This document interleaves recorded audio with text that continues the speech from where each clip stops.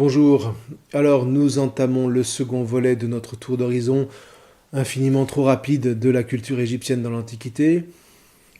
Nous allons à présent tenter de nous y retrouver dans tout le panthéon des dieux égyptiens.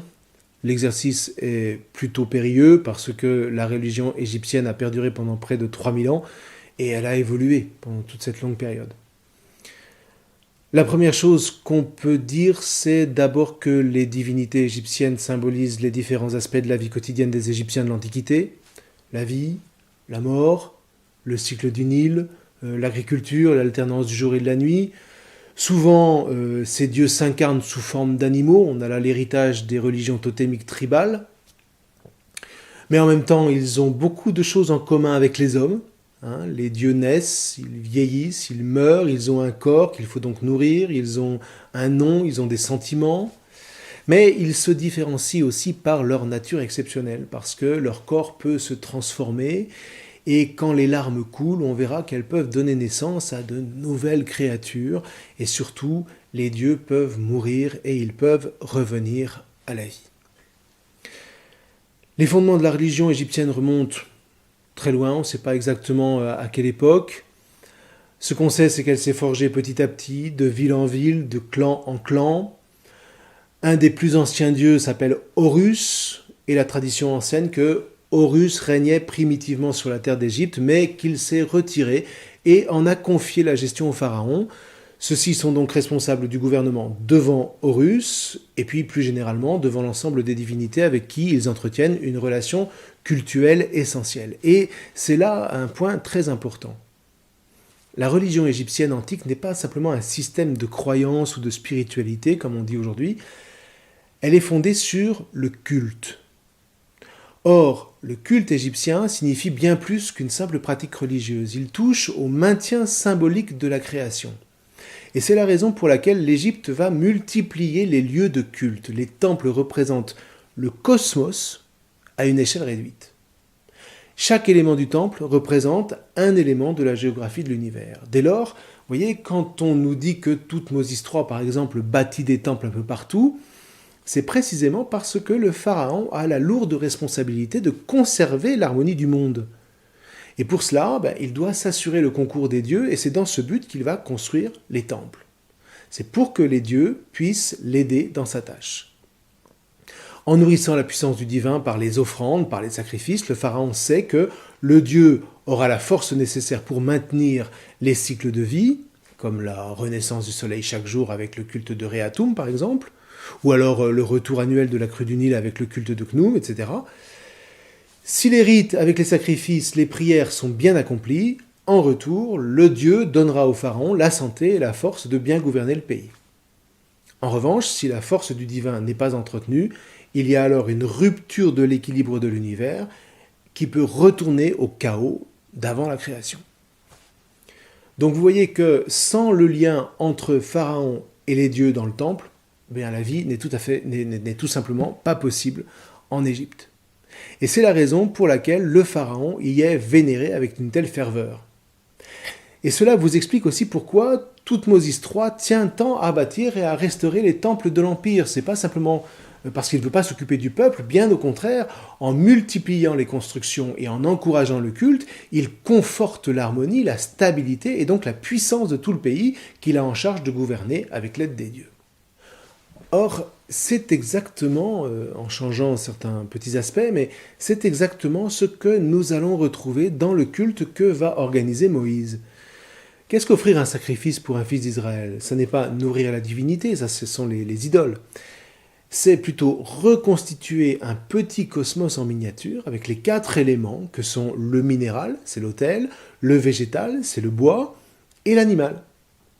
Et tout cela est consommé par le feu, qui signifie que l'offrande terrestre, en étant ainsi vouée à Dieu, contribue à la stabilité du monde créé, raison pour laquelle Dieu, c'est-à-dire le Dieu de l'Alliance, agrée ce sacrifice, et en retour, confirme l'élection du peuple pour le soutenir dans sa mission dans le monde, c'est-à-dire être le témoin du nom de Dieu, le Dieu vivant, à la face des nations.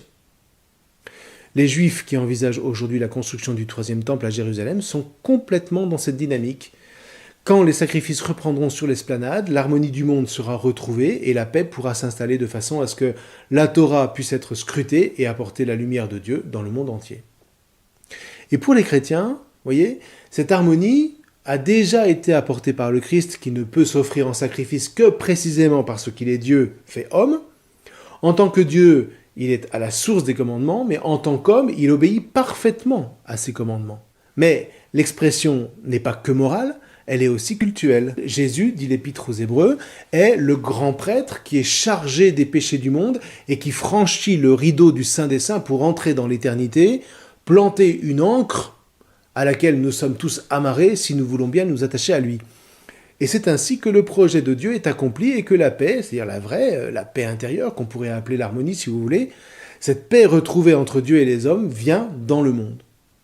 Et vous voyez que, dans le fond, on reste dans une dynamique cultuelle qui a été impulsée, voici plus de 5000 ans, par la civilisation égyptienne, qui peu à peu a été purifiée de toutes les scories idolâtres pour aboutir d'une part à la Torah, et puis au Christ Jésus, et à l'Église, qui n'est rien si elle n'est pas d'abord cultuelle. Vous voyez, la vie chrétienne part de l'autel et de l'Eucharistie qu'on célèbre sur lui. Ça fait drôle de dire les choses ainsi, et pourtant, c'est la clé de tout. Enfin bref, restons-en à la religion égyptienne. Elle est donc d'abord et avant tout un culte. Un culte fondé sur l'observation simple du cycle de la vie et de la mort, et qui concerne avant tout les deux éléments essentiels de l'existence égyptienne, l'eau vivifiante avec le Nil et le soleil. Alors d'abord, les Égyptiens se sont posé la question de la naissance du monde. Et pour cela, ils observent leur environnement, le Nil avec ses crues annuelles et le désert. Et à partir de là, ils vont élaborer différentes histoires qui racontent la création, mais qui commencent toutes au même endroit, c'est-à-dire le Noun, l'étendue d'eau primordiale. Selon cette tradition, au commencement, on pourrait dire comme ça, il n'y avait rien d'autre que ce Noun, c'est-à-dire de l'eau qui formait un univers immobile et obscur. C'est le Tohu-Bohu de la Bible. Et il y a à partir de là, en gros, 4 histoires principales, selon que vous habitez Héliopolis ou Memphis dans le nord, Hermopolis plus au sud, ou Éléphantine carrément au niveau de la première cataracte du Nil. À Héliopolis, on nous raconte que du Noun primordial émerge un dieu, le soleil, qui prend le nom de Atum. Dès qu'il a jailli de cet océan, il envoie son souffle brûlant qui assèche la première butte de terre sur laquelle il se pose et à partir de laquelle il va créer l'univers où vivront les dieux, les hommes et tous les êtres vivants. On retrouve la même notion avec le mont Moria de la Bible, où Dieu, dans la tradition juive orale, a commencé la création. Et ce mont n'est rien d'autre que le mont du Temple à Jérusalem, ce qu'on appelle le lieu, Hammakom en hébreu, d'où tout a commencé selon la tradition rabbinique, ce qui vous explique pourquoi cet endroit est tellement sacré aux dieux des Juifs. Atum, donc, on en revient à nos Égyptiens, de ce lieu, crache, ou même éjacule, qu'est-ce que vous voulez, c'est du concret, et il fait naître 2 dieux qui s'appellent Chou, le dieu de l'air, et sa sœur Tefnut, la déesse de la chaleur du soleil. Et ces 2-là vont se marier. Et puis voilà qu'un jour, Atum les perd parce qu'ils sont simplement allés se promener. Et quand il le retrouve, il pleure de joie de telle sorte que des larmes tombent de ses yeux et se transforment en homme. Voilà comment les hommes sont créés dans le Nord. Donc vous voyez déjà que le soleil est premier et il est si important qu'il va prendre des dizaines de noms et d'aspects différents. Toujours à Héliopolis, il est d'abord appelé Ré ou Ra. Et puis, dès la 2e dynastie, on va le combiner à Atum de sorte que le grand dieu qu'on vénère à Héliopolis devient Ré-Atum. Et en fait, les noms du dieu soleil vont varier selon les lieux, mais en gros, l'histoire est partout la même. Chaque jour, il renaît le matin et il meurt le soir. Le matin, le soleil naissant prend la forme du scarabée Kéfri. Le midi, quand il est au zénith, il prend la forme du puissant dieu Ré-Horarti, à la tête de faucon, et puis le soir, il est vieillissant, alors il prend la forme du dieu Atum, c'est-à-dire un vieillard à la tête de bélier. Et alors comment est-ce qu'il voyage ? Eh bien, il voyage sur une barque solaire, et la nuit, le soleil, qui a maintenant donc une tête de bélier, parcourt avec la barque le séjour souterrain des morts, et c'est alors Thoth, qui est le dieu de la lune, qui le remplace dans le ciel. Mais alors que le cœur de la nuit approche, il y a aussi le dieu serpent, Apophis, qui se dresse contre la barque. Mais un autre serpent, Mehen, protège le dieu soleil. De sorte qu'il y a un combat titanesque qui se déroule donc chaque nuit, et même parfois Apophis semble sur le point de gagner lors des éclipses de soleil.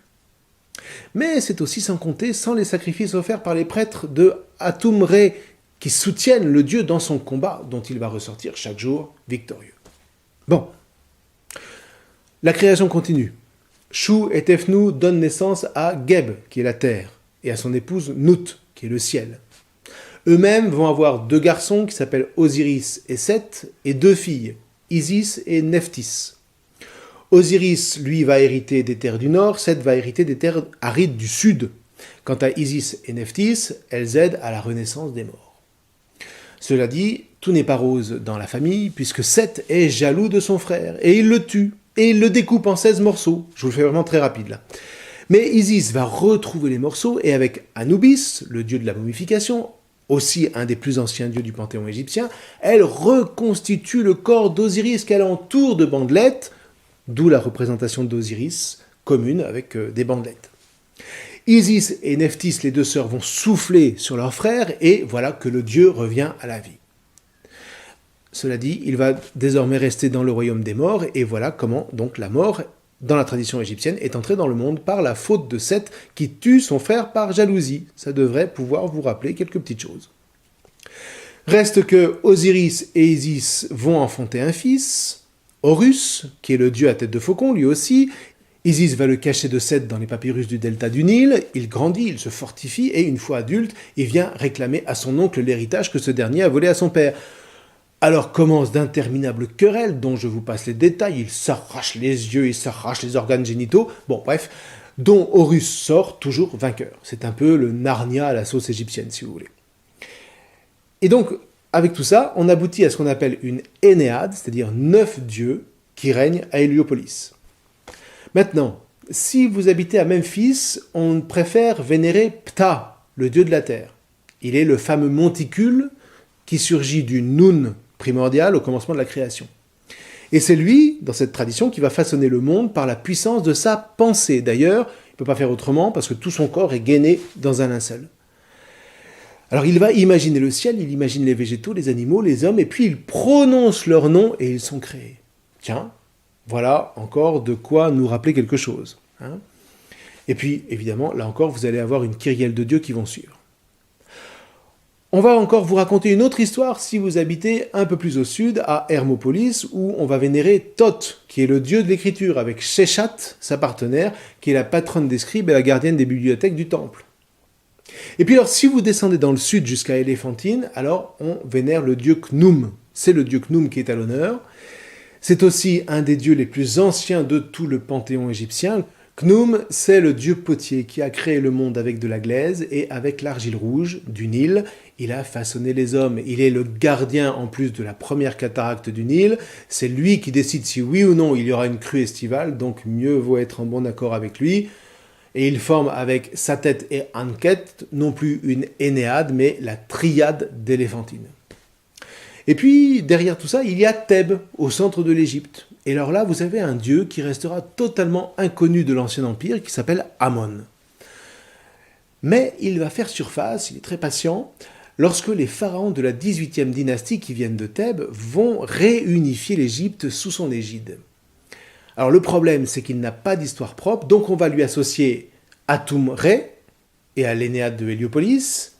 Il va devenir Amon-Re, le protecteur attitré de la maison royale et le chef de tout le panthéon égyptien.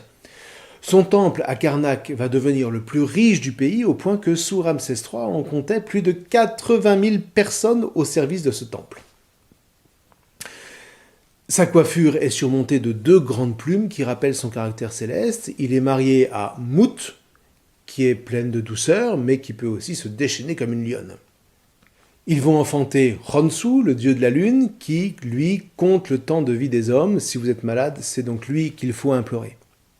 Alors voilà, on pourrait parler de Sobek, le dieu crocodile qui règne sur le Nil, on pourrait parler de Bès, de Touéris, de Hamset, de Hapi, et de combien d'autres dieux encore, puisqu'on en compte environ 740. Bon, donc vous voyez, ce n'est pas si facile de s'y retrouver. Si en plus vous essayez de les classer par représentation, vous êtes mal parti, parce que certains dieux ont la même tête, comme Horus, Re Orarti, le Montu, Kebetsenuf, ce sont tous des dieux faucons. Plusieurs portent le disque solaire, ou les deux plumes, ou encore la couronne des deux terres. Enfin, toujours est-il qu'il n'est pas étonnant que pendant la prestigieuse 18e dynastie, sans doute sous l'impulsion de Aménophis, fils de Apou, on essaye d'unifier tout ce panthéon sous l'égide d'un seul dieu, dont tous les autres, d'une certaine manière, sont un avatar. Le grand scribe, lui, vénère ce dieu sous la forme de l'Horus Renti Ratti, mais là où la sagesse de Aménophis, fils de Apou, se garde bien de discréditer les dieux locaux, Akhenaton, lui, sera plus audacieux. Il va tenter d'imposer une sorte de monothéisme avec un dieu tutélaire dont le nom associera Amon et Re-Atum, sous le nom cette fois de Aton. Malheureusement, son règne sera trop court pour enraciner cette révolution religieuse qui bouleverse une tradition déjà plus que millénaire, et à sa mort, on se précipitera pour rétablir l'ancienne tradition autour de Amon.